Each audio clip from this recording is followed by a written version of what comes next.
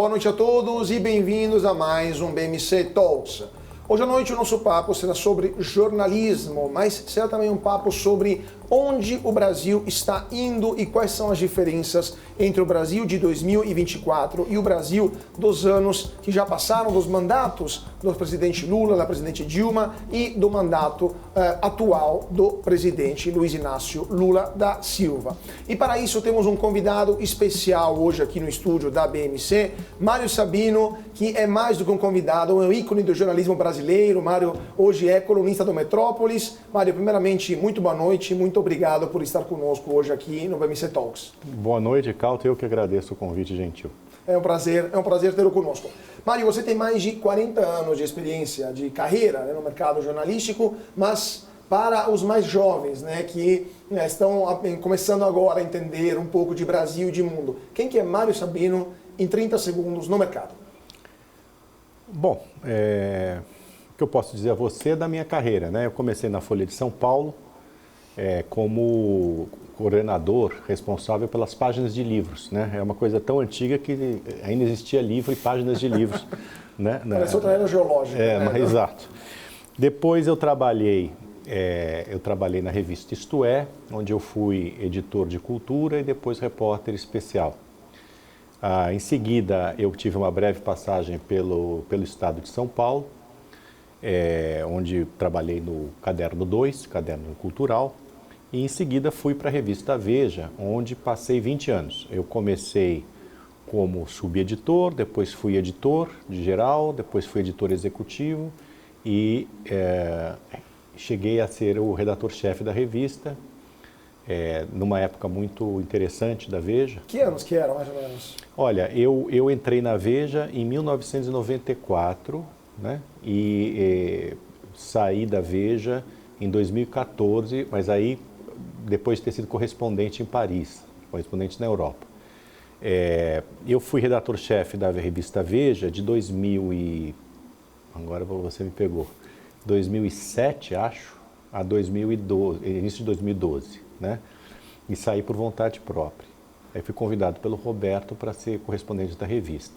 Nessa época, a Veja tinha de tiragem 1.200.000 exemplares. E era a tiragem batia com a circulação. A circulação é quanto efetivamente você vende. A Veja chegou a ser a terceira revista de maior circulação do mundo, revista semanal de informação, depois da Time e da Newsweek. E o dado bastante surpreendente é que era uma revista editada apenas em português, Não era uma revista que tinha um alcance mundial, mas era uma revista de muita influência no Brasil. O mercado, que vocês cobrem tão bem, o mercado, por exemplo, toda quinta-feira entrava em alvoroço quando tinha algum boato, e às vezes o boato se confirmava, aliás, muitas vezes o boato se confirmava, de que a capa da Veja vinha com uma matéria bombástica, que poderia influir nos rumos da política e, consequentemente, da economia. Então, assim, foi uma época muito interessante da minha vida, sem dúvida, talvez tenha sido a melhor época da minha vida como profissional. Depois que eu voltei de Paris, eu fiz o site O Antagonista e a revista Cruzoé, que também tiveram um grande sucesso na época da Lava Jato, e depois saí e fui convidado para abrir a sucursal paulista do Metrópolis. O Metrópolis é um site, não sei se vocês conhecem, é um site muito interessante, porque ele é o primeiro veículo nacional que tem sede em Brasília, na capital federal. Até então, Brasília não tinha conseguido produzir um veículo de imprensa de alcance nacional. E o Metrópolis conseguiu essa façanha, e eu fui convidado a abrir a sucursal paulista aqui do Metrópolis. Eu abri a sucursal paulista, montei a sucursal paulista. A sucursal está funcionando, está tendo sucesso, porque São Paulo é uma praça importante, obviamente é a praça mais importante. No caso do Metrópolis, obviamente Brasília, por ser a sede, é o que mais interessa a eles, mas São Paulo eles querem que seja até maior do que Brasília. E está caminhando nesse sentido. Mas chega uma hora na vida que você cansa de seres humanos, de lidar com seres humanos, por melhores que estejam os seres humanos. Então eu já tinha uma coluna lá, e a coluna estava indo muito bem, e eles queriam que eu escrevesse mais. Então eu fiz lá, entrei num acordo com eles, deixei a direção da sucursal, depois de montar, deixei em ótimas mãos, nas mãos de um jornalista chamado Fábio Leite, né, que trabalhou comigo na Cruzoé, e agora eu sou colunista, eu escrevo 2 artigos por dia. Então a gente vai usar também alguns artigos seus como pauta hoje Pois para não. o nosso papo. Mas só para terminar esse excursus histórico do jornalismo brasileiro. Você trabalhou na Veja quando a Veja fazia capas como Pedro Collor fala tudo. Na verdade foi um pouco antes, né, que foi essa Sim. capa, mas foram capas icônicas também durante os mandatos Lula 1, Lula 2, Dilma 1 também. E pautaram de fato a história e a economia política brasileira. A Veja era, como você falou, 1,5 milhão de cópias quase toda semana, em um país onde a taxa de alfabetização nunca foi Exato. excepcional e taxa de pessoas alfabetizadas que liam revistas ainda menos. Ou seja, o Brasil intelectualizado todo lia a Veja, né? Era uma leitura Sem obrigatória. Hoje a Veja faz uma fração dessas cópias, desses exemplares. Por que você acha que isso aconteceu, na sua opinião? Não só a Veja, outros veículos também, o próprio Estadão, a própria Folha. O que aconteceu com o jornalismo brasileiro que perdeu tão rapidamente, né, de 2014, 15 para cá, basicamente quase 90% da sua tiragem que tinha na época? Olha, Carlos, a questão eu acho que tem uma questão que é geral, né, que é mundial, né, que é realmente o impacto que a internet e as redes sociais tiveram sobre a imprensa, né? A imprensa antes ela funcionava como intermediária, né, da notícia entre quem fazia a notícia, enfim, quem era a notícia e o leitor ou o espectador. As redes sociais embaralharam tudo isso, né? Hoje as pessoas têm acesso direto à informação e mais, né, elas podem, elas mesmas, serem, entre aspas, jornalistas, né?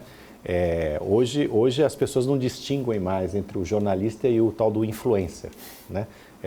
Muitas vezes até o influencer tem muito mais importância que o jornalista. Então, assim, o aspecto geral, mundial, está claro, né? Não foi só no Brasil que os veículos de comunicação sofreram um grande impacto negativo, né? Nunca foi um bom negócio. Nunca foi um excelente negócio. Mas o Roberto Tivita criou um império. Mas o Roberto Tivita tinha passado, eu sou testemunha, passou por muitas dificuldades, entendeu? Perrengues e tudo mais. Não era assim um mar de rosas sempre. Tinha momentos que eram muito bons e momentos que eram muito complicados, né? Até mesmo por opções erradas, né, que um empresário pode fazer, Claro. né? Só que no caso de um veículo de comunicação, o empresário tem um colchão, digamos assim, menor do que em outras áreas, né? Agora, tem um aspecto que eu acho que é brasileiro, primeiro isso que você falou, os brasileiros nunca foram grandes consumidores de notícia, né? Até pela taxa de analfabetismo, pelo baixo nível cultural, né? Sempre foi uma coisa complicada, né? O brasileiro que hoje está nas redes sociais, antes, a maior parte deles agora assistia televisão e não assiste mais, né? Assim, as TVs abertas, não as TVs segmentadas, mas as TVs abertas, grandes TVs abertas, também estão sofrendo o mesmo processo dos veículos impressos. Né? Exato. Então, assim, tem esse fator. Agora, eu acho que houve uma queda de qualidade no jornalismo brasileiro que é verificável, né? Primeiro, assim, nós estamos pagando, e não só no jornalismo, nós estamos pagando isso em outras áreas também, o preço da falta de escola, da decadência da escola brasileira, que já também não era grande coisa e agora está em níveis abissais em termos de qualidade. Então, tem um problema educacional muito grande. Então, os jornalistas chegam às redações muito despreparados. E a cadeia de transmissão de conhecimento nas redações também foi quebrada, porque os editores também de hoje também não têm mais a formação que os editores de antigamente tinham, não tem mais com quem aprender, você entendeu? Mas você tem a necessidade de estar no ar o tempo inteiro. A produção tem que ser frenética para dar conta dos cliques que você precisa para alimentar a sua receita, o seu site. Então, as notícias passaram a ser publicadas mais rapidamente, sem a devida checagem, com pior qualidade, sem edição, né? Tudo isso foi contribuindo para uma queda da qualidade e o público que antes consumia a imprensa vê isso claramente e está deixando de consumir. Agora, existe um outro fator que é a excessiva ideologização, né? Veja, as redações sempre tiveram uma grande maioria de jornalistas de esquerda, né? Mas havia ali um certo pudor, né, em não confundir notícia com opinião. Ou deixar claro, né? Por exemplo, a Veja fazia um jornalismo editorializado, né? Então, assim, ela dava a notícia, mas ela também dava a sua opinião. Então, as pessoas sabiam o que iam encontrar. Hoje criou-se essa história, quer dizer, o mito sempre existiu, mas agora está mais reforçado, da imparcialidade, né? Só que a imparcialidade, ela nunca existiu e agora realmente quase uma piada, né? Porque as pessoas, os jornalistas, a pretexto de serem parciais, eles são absolutamente parciais. Eu sempre fui parcial, né? Agora, eu nunca, porque eu sempre tive minha opinião, né? Agora, eu não deixei nunca de dar uma notícia que fosse desfavorável, né, a quem representa a minha opinião, né? Hoje o que está acontecendo é que você, às vezes, você evita, você dissimula, né? E você conta verdades, você escreve verdades, conta verdades para transmitir mentiras. É possível, quando você noticia uma coisa de uma maneira verdadeira, você pode enviesar aquilo de maneira tal que aquela verdade é descontextualizada e serve para sustentar uma mentira, né? Você acha que isso também é um efeito da extrema polarização na sociedade brasileira? É só ignorância, falta de preparo por parte dos jornalistas que não conseguem sequer dividir entre opinião e notícia?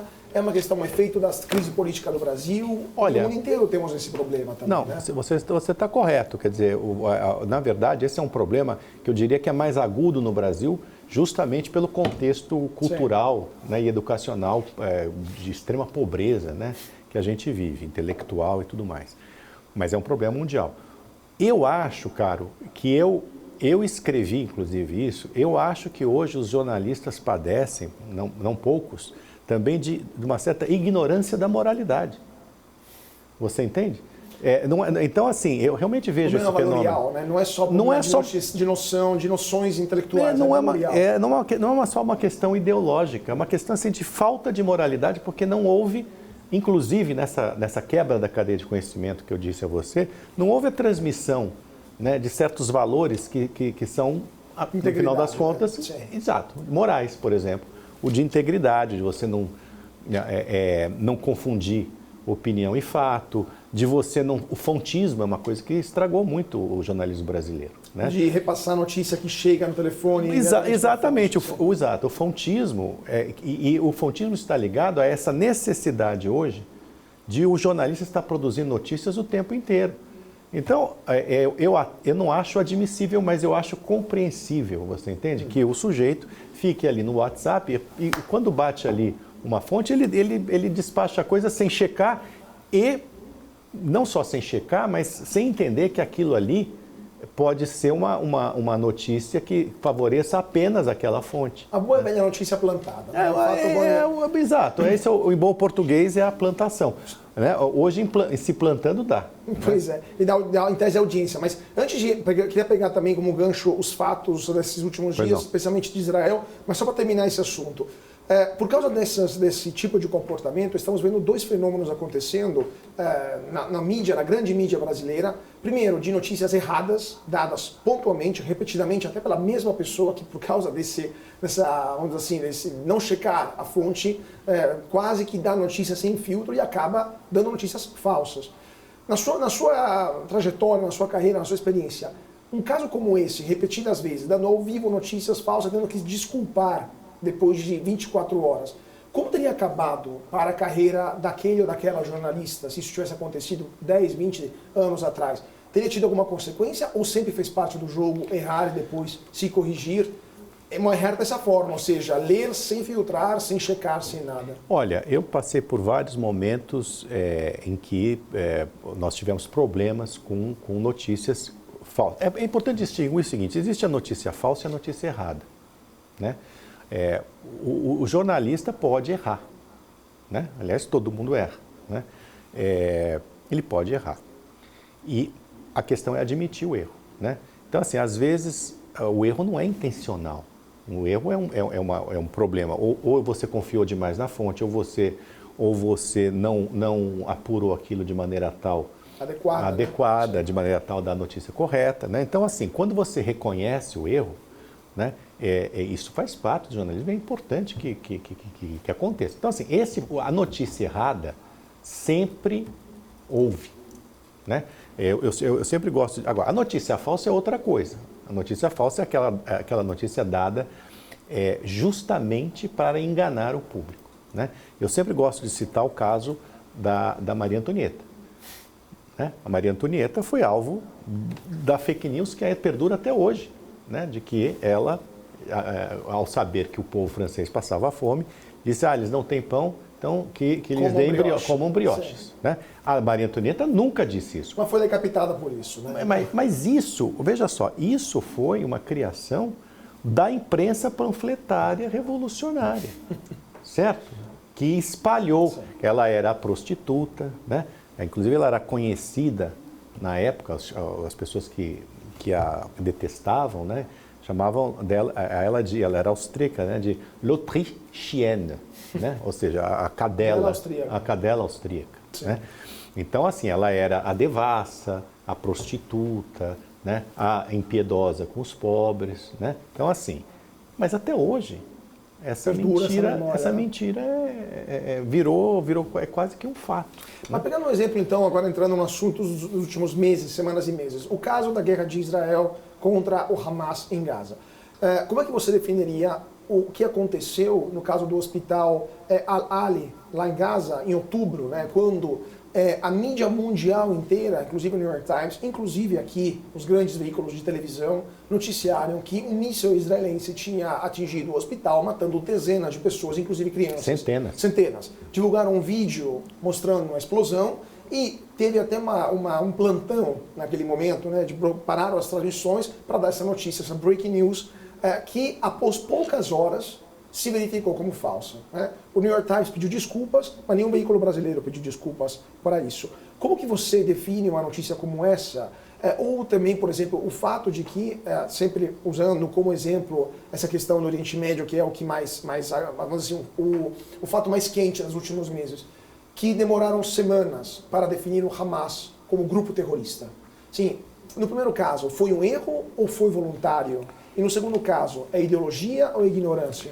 Eu acho que existe um terceiro gênero, que é a notícia errada, que é dada para que, com ânimo de fake news, com ânimo de notícia falsa. Existe, obviamente, uma má vontade em relação a Israel, está evidente nessa imprensa dominada pela esquerda, né? Não só no Brasil. Não só no Brasil, imagina, no mundo, né? Então, assim, que é um antissemitismo, né? Velado. É um antissemitismo. Então, assim, esse antissemitismo, essa posição contra Israel, favoreceu a que uma informação errada fosse dada pelos jornais. Assim, veja, eu não posso acreditar, porque aí realmente é o fim da picada, que o New York Times e outros grandes veículos de imprensa, como o Le Monde, etc., tenham assim, vamos dar essa notícia falsa, né, porque isso favorece o Hamas e prejudica Israel. Isso não ocorreu. Mas ainda hoje, só para te interromper, desculpa, ainda hoje esses mesmos veículos divulgam o número de vítimas em Israel na base daquilo que o Hamas diz, que obviamente é só uma das partes. Então, aí é que está. Aí você verifica exatamente qual o viés, né, a má vontade, né? Então, essa história, por exemplo, falar o Ministério da Saúde do Hamas. Agora eles mudaram um pouco porque perceberam um pouco ridículo, então ficou um pouco menos ridículo, mas é tão ridículo quanto, que é o Ministério da Saúde de Gaza controlado pelo Hamas, né? Obviamente não tem Ministério da Saúde porcaria nenhuma em Gaza, né? Então, assim, isso eu acho um tremendo de um absurdo, mas você veja o que é contar uma verdade, para dizer uma verdade para contar uma mentira, né? O número existe, é um número não verificado, né? Mas eles só tomam esse número. Então, o número que o Hamas dá, que é um número mentiroso, obviamente, ele existe em si, você entendeu a sutileza? Sim. Não é que a imprensa inventaram... Não, existe alguém falando esse número. Só que alguém que tem interesse para divulgar. Exatamente, só que não tem Israel, porque Israel, inclusive quando eu estava lá, eu estive lá recentemente, passei uma semana lá, Israel não vai fornecer um número de baixas enquanto não puder fazer uma contagem que seja absolutamente precisa. O que você pode dizer hoje é que esse número, o número de hoje, que é 29 mil palestinos mortos, pelo menos 6 mil deles são terroristas, certo? São combatentes. Pelo próprio Hamas. Então eles não podem ser classificados como vítimas civis. E, no entanto, o Hamas coloca como vítima civil. E eu acho curioso, peculiar e até pitoresco, que a imprensa não se pergunte, mas espera aí, e cadê o número de mortos de combatentes? Né? Obviamente, essa também é a sacanagem, vamos deixar claro. Né? Não incluir, né? não discriminar que desses milhares de mortos, e eu não estou diminuindo aqui o tamanho da guerra, né? Que boa parte desse pessoal, né, desses mortos, na verdade, são combatentes. Claro. Né? E essa questão só para terminar essa pergunta, essa questão da mídia não querer definir ou resistir em definir Hamas grupo terrorista, só forçado pela opinião pública, de fato, pela indignação popular. Por que se prestar à vergonha alheia, de fato, se prestar a esse tipo de condenação pública, no final das contas? É como os brasileiros que se recusam, de esquerda, que se recusam a chamar os grupos armados na época da ditadura de terroristas, né? E eles faziam terror. Então, ideologia. Aliás, é uma questão ideológica, evidentemente. E eles, assim, no caso do governo brasileiro e também de boa parte da imprensa, eles se escudam no fato da ONU não ter oficialmente classificado o Hamas como grupo terrorista. Mas a gente sabe como a ONU está aparelhada também, né?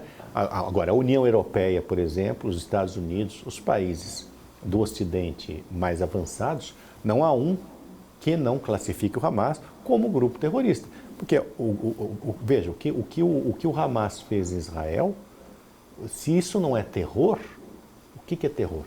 Você acabou de voltar de Israel, Sim. Você ficou alguns dias lá. Fazendo uma comparação, quando eu morei lá há mais de 14 anos atrás, morei em Herzliya, estudava lá na faculdade, eu me lembro que Israel sempre foi uma sociedade muito viva em debate, havia colegas que depois trabalharam no Haaretz, que é um jornal de esquerda israelense, condenando, na época também era o governo Netanyahu. Hoje, eu queria te perguntar, o que você percebeu da sociedade israelense?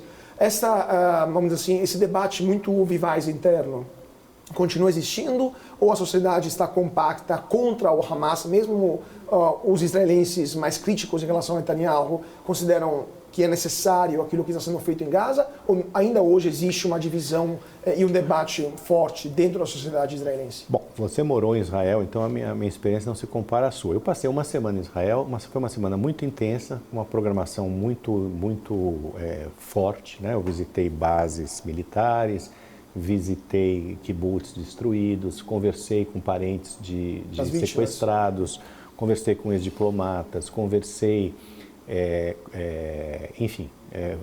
com um monte de gente lá e pude verificar o grau de terror, né, que o Hamas conseguiu impingir à sociedade israelense.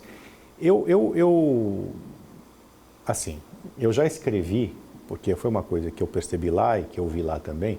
Israel é um país fundado em 3 certezas, né?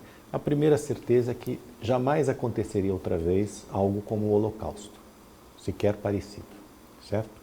Segundo, nenhum judeu seria deixado só diante de uma ameaça física e psicológica, etc. Terceira certeza, o exército de Israel é invencível. Todas essas 3 certezas, elas foram postas em xeque depois do ataque de 7 de outubro, né? Então, os israelenses, todos os israelenses com os quais eu conversei, todos de qualquer coloração ideológica, eles estão muito receosos, né? Estão muito traumatizados com isso, né? Eu tive a oportunidade, Kauti, de ver, inclusive, a última versão do vídeo que o exército israelense fez com as imagens verificadas das atrocidades cometidas pelo Hamas. Eu vi coisas inimagináveis naquele vídeo. Inimagináveis. Você entende? Assim, não é possível, não é honesto intelectualmente comparar uma guerra, por mais cruenta que ela seja, né, uma guerra em que o inimigo usa, inclusive, civis como escudos humanos, né, ao massacre que foi perpetrado. Aquilo não existe, você entendeu? Nenhuma convenção de guerra aquilo existe, certo? Além de qualquer tipo de... Além da imaginação, né? assim. Sim, eu vi dois israelenses terem a cabeça decepada, certo? Crianças que são colocadas no forno também, vimos o horror. É um horror absoluto, e é um horror que não pode ser relativizado. Então, assim, a sociedade israelense, pelo que eu pude perceber, e há pesquisas, inclusive saiu uma pesquisa lá quando eu estava lá, muito interessante. Por exemplo, Netanyahu não seria, o partido dele não obteria maioria, então ele não seria mais primeiro-ministro se as eleições fossem hoje. E é óbvio que é interesse do Netanyahu perpetuar a guerra. Permanecer o máximo possível. O máximo possível e que a guerra vai ajudá-lo a permanecer. Porque a sociedade israelense, ao mesmo tempo que tem essas divisões ideológicas e críticas a Netanyahu, num momento de guerra, uma sociedade como a israelense, ela se une. Como foi em 73, com a guerra do Yom Kippur, como sempre foi. Porque é diferente, você sabe disso. Sim. Quer dizer, se Israel, se a Síria, se o Líbano, se o Irã perdem uma guerra, o Egito, o país não acaba.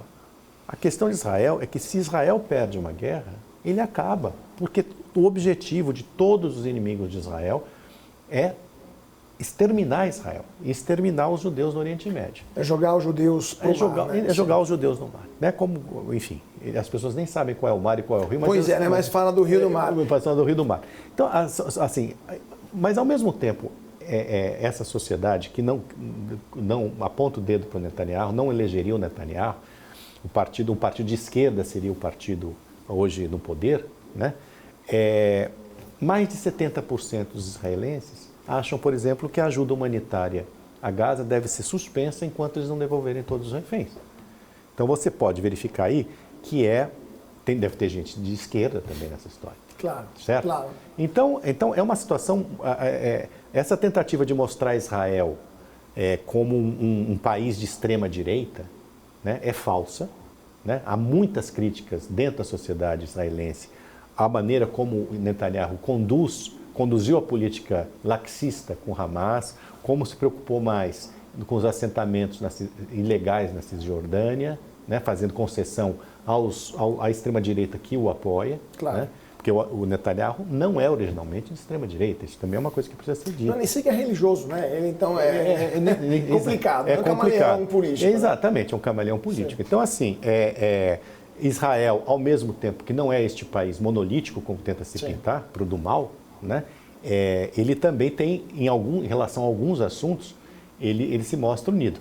Mas, mesmo em questão em relação aos reféns, há uma divisão, certo? Porque as famílias dos reféns e a ONG que coordena o trabalho de resgate, de assistência às famílias, que faz um trabalho muito importante, essa ONG acha, por exemplo, que Israel deve pagar o preço que for para trazer os reféns, ou seja, até um cessar-fogo. Inclusive liberar os prisioneiros que são terroristas, exatamente. Assassinos das Agora, pessoas. a sociedade, na sua maior parte, a mesma que não quer ajuda humanitária a Gaza enquanto não devolver os reféns, não quer isso também. Claro. Né? Então, assim, é um momento muito peculiar, muito confuso, inclusive. Né?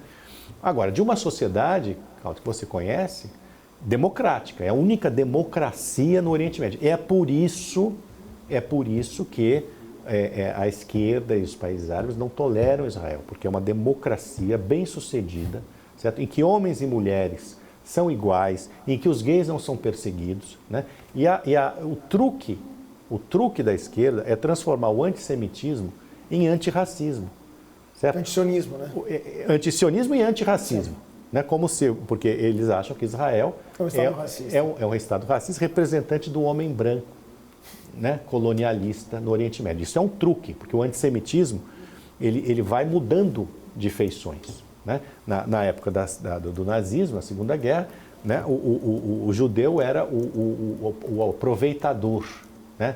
o que tornava a raça impura. Hoje ele se transformou no representante do homem branco, que ele na época do nazismo, conspurcava. Então você veja que o antissemitismo vai assumindo diferentes faces ao longo da história, né? E essa face atual é essa aí, que a esquerda tenta impingir no noticiário e tudo mais. Sim. Vamos continuar esse assunto. Vamos para um rápido intervalo, 2 minutinhos, e retomamos aqui no Talks dessa noite o papo com Mário Sabino. Então, 2 minutinhos e não saia daí porque voltamos já já.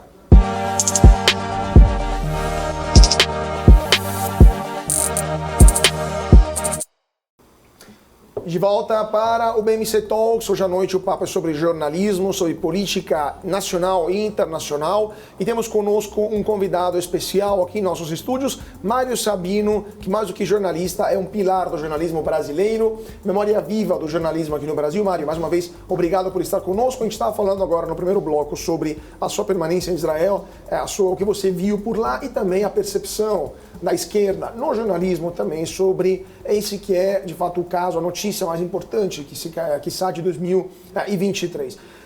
Recentemente, alguns dias atrás, o presidente Lula declarou que comparou aquilo que está acontecendo em Gaza com o Holocausto, ou seja, o massacre de mais de 6 milhões de judeus durante a Segunda Guerra Mundial por parte dos nazistas. Isso gerou uma crise diplomática entre o Brasil e Israel. O embaixador brasileiro em Tel Aviv foi convocado para protestos formais e, por toda a resposta, o governo brasileiro retirou o seu embaixador de Israel, e o presidente Lula teve a proeza de ser o único presidente brasileiro a ser declarado pessoa não grata em algum país do mundo. Não sei se você sabe de algum outro presidente, desde Deodoro, que tenha sido declarado pessoa não grata, mas não me consta nem durante momentos mais tensos. E você escreveu uma coluna no Metrópolis dizendo Lula deveria ser pessoa não grata também no Brasil, né?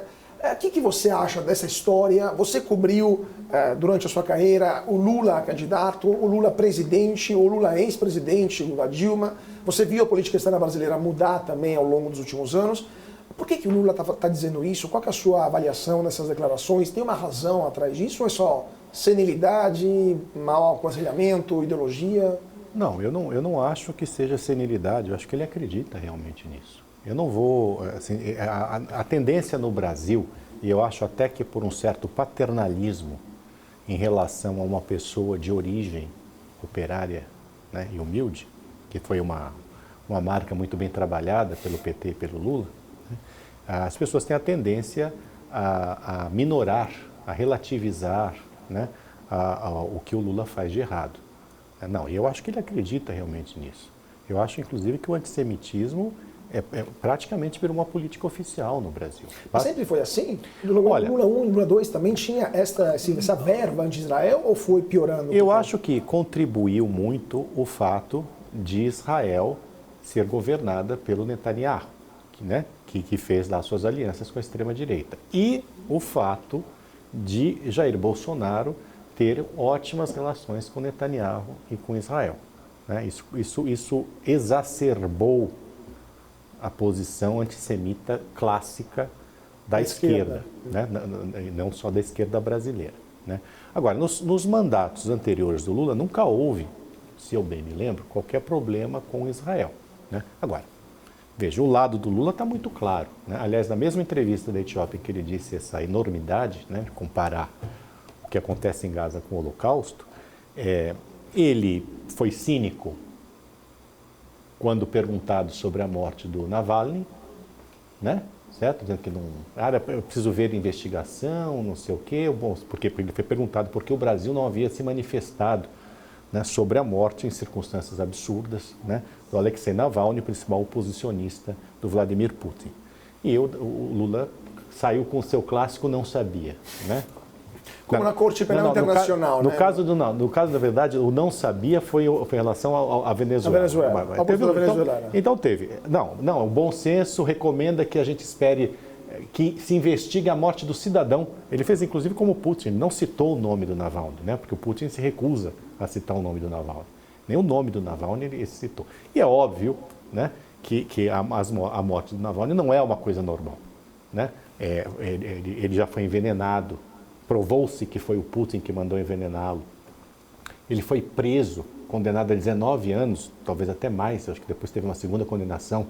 Estava num gulag, na Sibéria. O corpo, a família, até este momento, está atrás do corpo, que não devolvem o corpo, muito provavelmente para esconder a causa. O veneno para passar o tempo, né? Exatamente, qualquer coisa que o valha, né? Então, assim, obviamente, ninguém precisa ser um especialista em Rússia, né? Ou esperar a investigação da parte da Rússia. Imagina, esperar a investigação da parte da Rússia. Se fosse trágico, seria quase ridículo. Não, é ridículo. Né? Então, ele se saiu com essa. Na mesma entrevista, ele também, perguntado sobre a prisão de um oposicionista que denunciou a tortura no regime Maduro, né? E o fato do regime de Maduro ter expulsado funcionários da ONU, dessa organização aparelhada, né? que denunciaram a prisão, que criticaram a prisão desse oposicionista, que denunciou as torturas no governo Maduro, ele disse, eu não sei o que está acontecendo. Aí veio o clássico, não sabia dele. Né? Bom, então assim, ele sempre foi um apoiador das ditaduras latino-americanas de esquerda. Ele é um dos criadores do tal do Foro de São Paulo, que não é uma invenção bolsonarista aloprada. O Foro de São Paulo existiu e estão querendo recuperar, quer dizer, é aquele lugar onde a esquerda do subcontinente, né, sul-americano, planejava ficar no poder, tomar o poder, né, enfim. Então, assim, o Lula sempre esteve do lado errado. Sempre esteve do lado errado. Agora, no caso de Israel, né, é uma decorrência natural, né, desse posicionamento já antigo, né, do antissemitismo da esquerda e a contaminação pelo fato de Bolsonaro ter sido amigo de Netanyahu. Inclusive, só para a gente não parecer o Lula ou o Vladimir Putin, a oposicionista presa é a Rocio San Miguel, né, que foi presa pelo Maduro lá na Venezuela. Mas justamente, só para terminar esse ponto, como você falou, Lula sempre esteve do lado errado da história, mas evidentemente ele dissimulava bem nos primeiros 2 mandatos, que não era tão percebível a coisa assim, ou tão menos descarada do que hoje.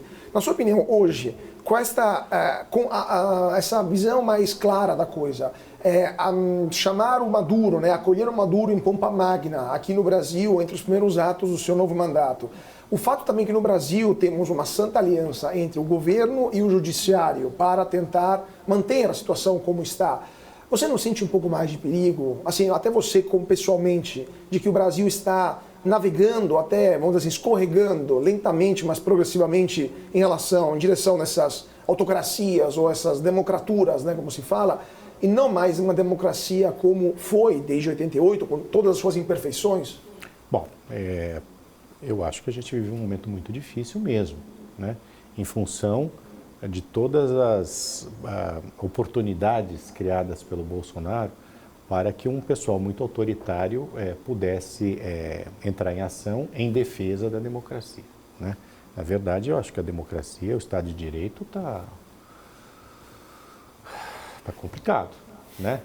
Basta ver esse inquérito aí, no caso do aeroporto de Roma, né? Como foi conduzido, enfim, até violar conversa de advogado com clientes, até isso foi feito. Que é coisa anticonstitucional, no caso, né? Exato. Sim. Então, assim, vivemos um momento complicado, isso sem dúvida, que antecede a eleição do Lula, né? Que antecede a eleição do Lula, que começa com os despropósitos de Jair Bolsonaro, né? Nos seus ataques ao STF e tudo mais. A verdade, o que eu costumo dizer é o seguinte: às vezes, e mais do que nunca, eu acho, as bandeiras certas estão nas bocas erradas. Você entendeu? Certo? Então, eu acho que sim, há um problema no judiciário para o qual agora a grande imprensa está acordando. Aos poucos está acordando. Assim. Mas, obviamente, a solução não é fechar o judiciário. Concorda? Então, Então essas bandeiras elas foram apropriadas, né? As pessoas se apropriou de bandeiras corretas, né? De uma certa autocontenção que o judiciário precisa ter, né? A questão também do tomar lá da cá no Congresso, né? Da própria Lava Jato, né?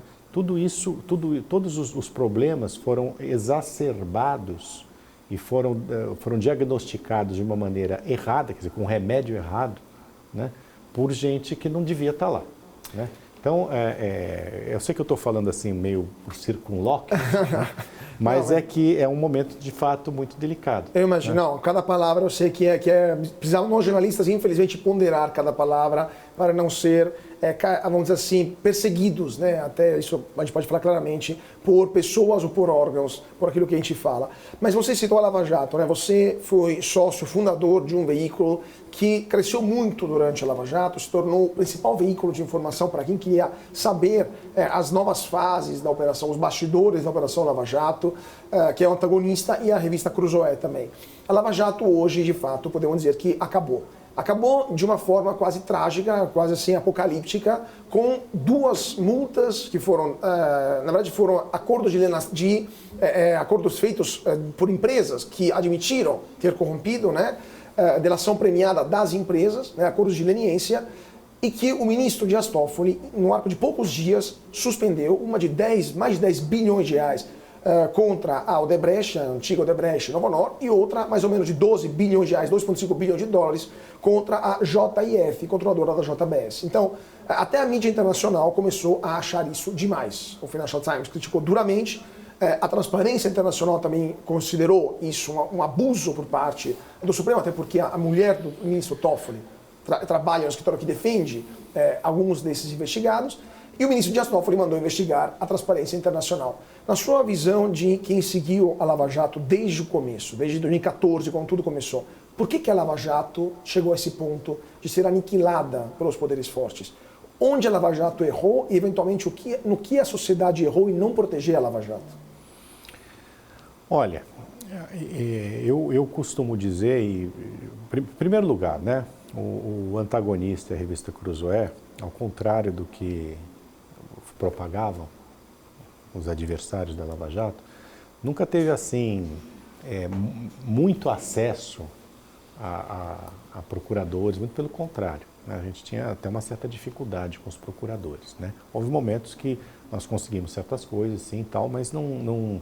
Se você olhar, a imprensa toda cobriu bem a Lava Jato, né? Os mesmos grandes jornais cobriram muito bem a Lava Jato. Foi quase uma obsessão nacional. Sim, porque era um grande assunto. O que nós tínhamos era uma opinião muito clara a respeito da Lava Jato, muito favorável à Lava Jato.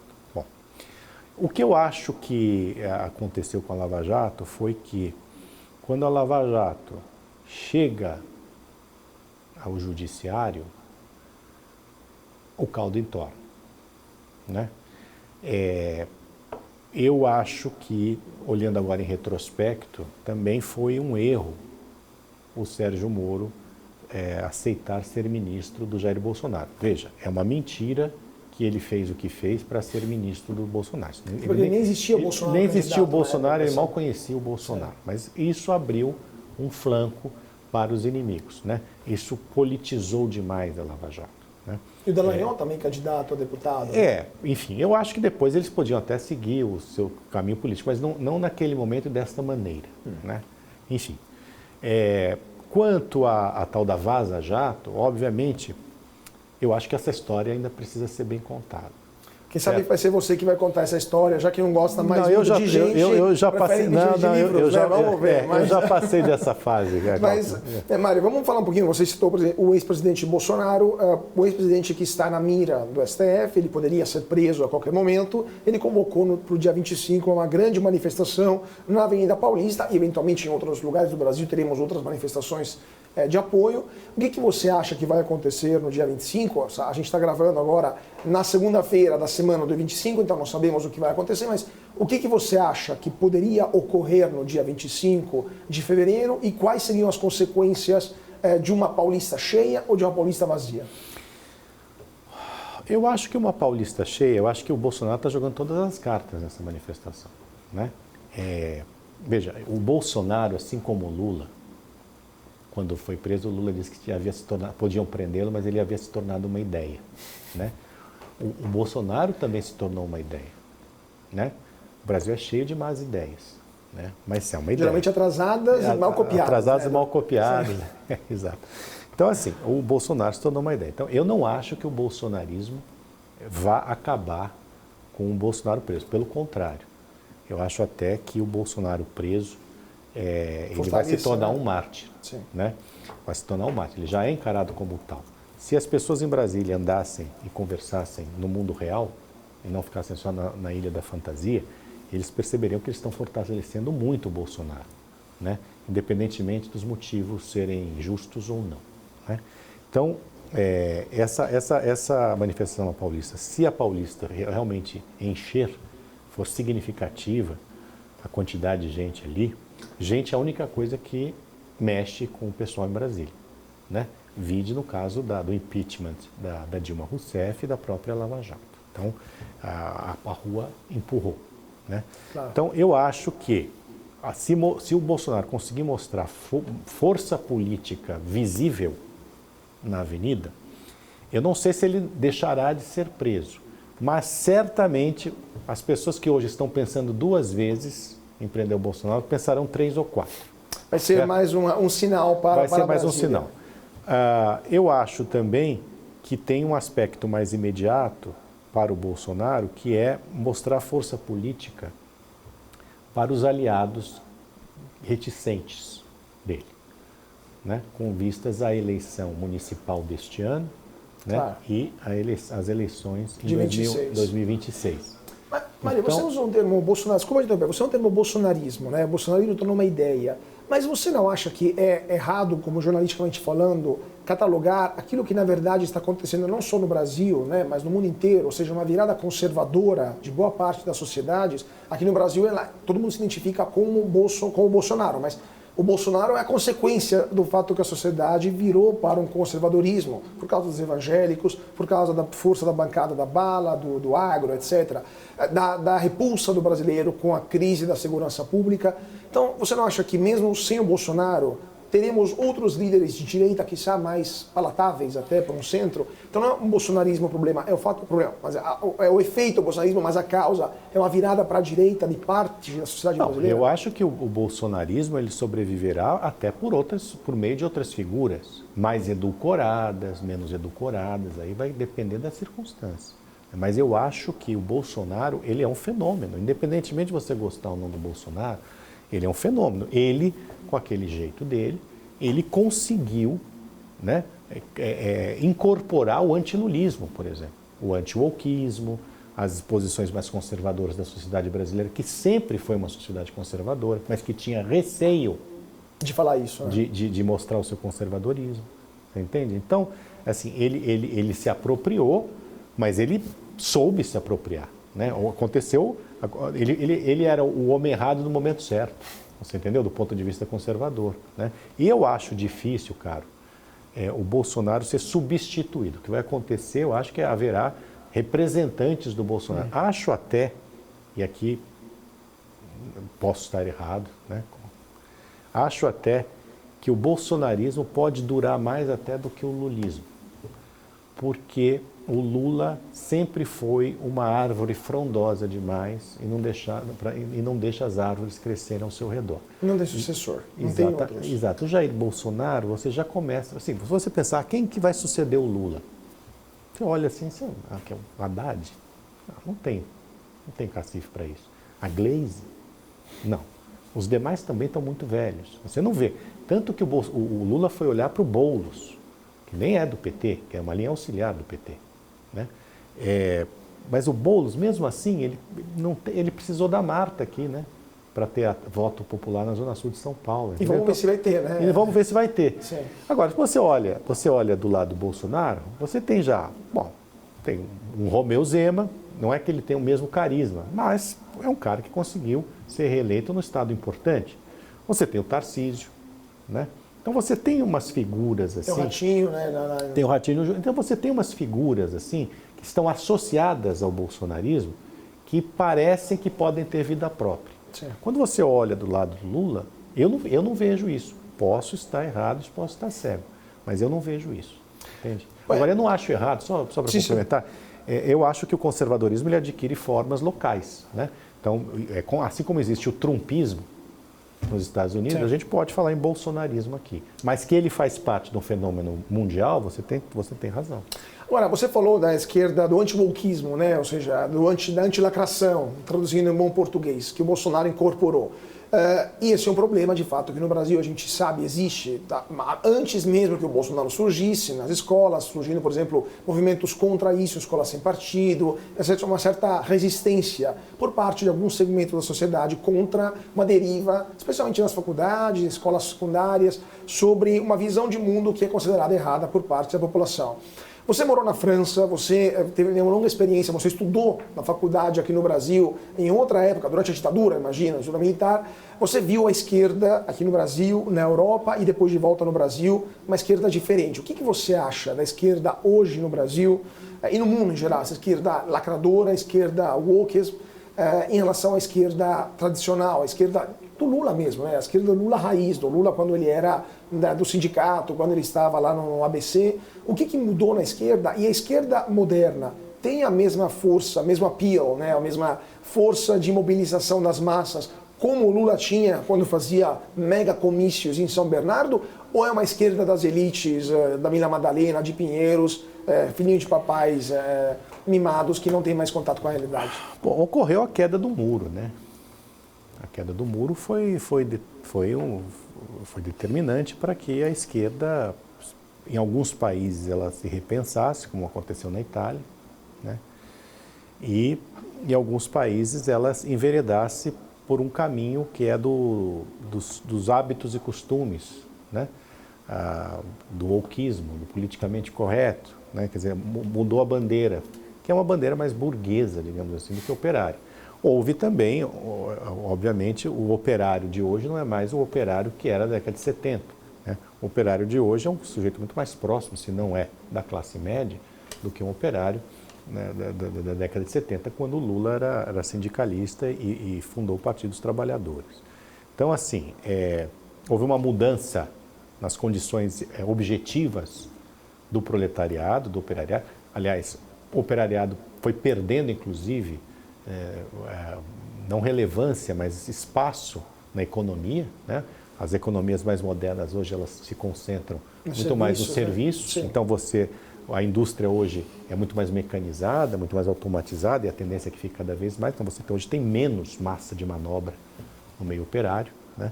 Então a esquerda teve que se haver com isso, quer dizer, perdeu o farol da União Soviética, perdeu mesmo assim o socialismo real, contaminou o socialismo utópico, né? Então, houve uma série de circunstâncias aí que enfraqueceram. E a esquerda, quando ela opta por esse caminho de defender bandeiras politicamente corretas, porque a bandeira política meio que se esvaziou, né? Da luta de classe, né? Na verdade, o que resta à esquerda hoje é aumentar imposto, né? Aumentar imposto e a participação do Estado na economia. Todas as esquerdas de qualquer país do mundo praticamente têm essa bandeira, né? Seja na França, na Itália, no Brasil, Estados Unidos, não importa, Inglaterra. Então, assim, só que esse anti-wokeismo, ele se choca com o conservadorismo do público de esquerda, que era o público original. Os operários. Os operários. E, na verdade, eram conservadores nos costumes e socialistas na economia. Sempre foram. Né? O operário, ele não queria saber de direitos para gays ou direitos das mulheres. Não, ele queria saber de ter um salário maior, né? De poder enfrentar o patrão, né? Padre padrone. Né? Hoje essa coisa ficou bastante diluída. Né? O sindicalismo se enfraqueceu, né? Inclusive até por efeito da legislação. Agora o PT está querendo revogar o que foi feito da reforma trabalhista e impingir que os trabalhadores paguem outra vez aquele imposto sindical, agora sob outro nome. Então, essas circunstâncias todas enfraqueceram a esquerda. Veja, no caso da França, que você citou, eu assisti de camarote o fim do Partido Socialista. O Partido Socialista na França, imagina, o Partido do Mitterrand, né? Era o grande partido da esquerda. Né? Implodiu, né? Implodiu, quer dizer, o Macron implodiu a esquerda. Quer dizer, um sujeito que era ministro do Hollande e depois se tornou uma ponta de lança do liberalismo, né? O próprio partido tinha o presidente da República e na eleição seguinte teve 8% dos votos. Não, foi uma coisa assim. Caso de Manuel. Foi né? dizimado. Caso de Manuel. Teve que até vender a sede do partido. Exatamente, foi dizimado o Partido Socialista. Né? E hoje você tem, na verdade, na França, né, Você tem o Jean-Luc Mélenchon, que é um doido varrido, né? O Boulos parece até um liberal britânico. Parece um liberal de 1800 britânico. em comparação. E que é a tal da teoria da ferradura, né? Que o seu discurso é muito parecido com a Marine Le Pen, que é da extrema-direita, né? Agora, é uma esquerda que tem ali 20%, e vai continuar tendo 20% dos votos, você entende? Quer dizer, não tem perspectiva de poder. Sim. Ao passo que, com essa onda conservadora que tomou o mundo, a Marine Le Pen continua sendo um fantasma assombrar a França. Tanto que o Macron, que é um camaleão, para usar o termo que você utilizou, né, agora adotou um discurso mais conservador, né, para tentar deter a ascensão da Marine Le Pen nas próximas eleições presidenciais na França. Então, esse movimento todo é muito interessante. Eu acho que sim, que a gente vive um momento em que a direita avança, né, avança na Europa Ocidental, deve voltar ao poder nos Estados Unidos, né, e que, enfim, faz parte do jogo democrático. Aí é o seguinte, a democracia tem que ser forte o suficiente para aguentar, né? Para aguentar, seja um Mélenchon, se tivesse chance, seja uma Marine Le Pen, porque não dá para, né, deslegitimá-los dessa maneira. E terminando, que infelizmente eu teria 1 milhão de perguntas, mas o tempo é tirano. O que você vê para o Brasil dos próximos anos? Eu sei que você está numa fase que, como você falou, não gosta muito de seres humanos, né? Já está numa fase mais misógina. Eu gosto de alguns seres humanos. Alguns só, então é seletivo, né? Misógino seletivo. O que você está vendo para o Brasil dos próximos anos, em termos políticos, em termos econômicos, em termos democráticos, em termos culturais? Já que você começou como jornalista cultural, em 2 minutinhos. O Brasil continuará a ir para frente por um movimento inercial, né? Às vezes dando 3 passos para trás, para avançar 1. Eu prevejo a mediocridade de sempre, infelizmente, para o Brasil, para o meu país, né? Seja porque nós temos hoje uma classe política da pior qualidade, né? Nunca foi grande coisa, é um termo que eu gosto de usar, mas assim, nunca foi tão ruim, né? Até porque a classe política hoje, quer dizer, o político hoje, ele recolhe o pior da sociedade, né?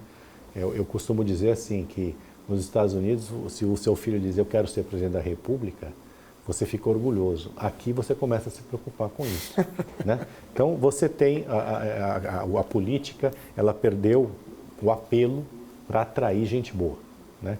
E quando vai gente boa, é gente que não tem, como no caso do Partido Novo, não tem uma ligação com a sociedade direta. Fica com um discurso.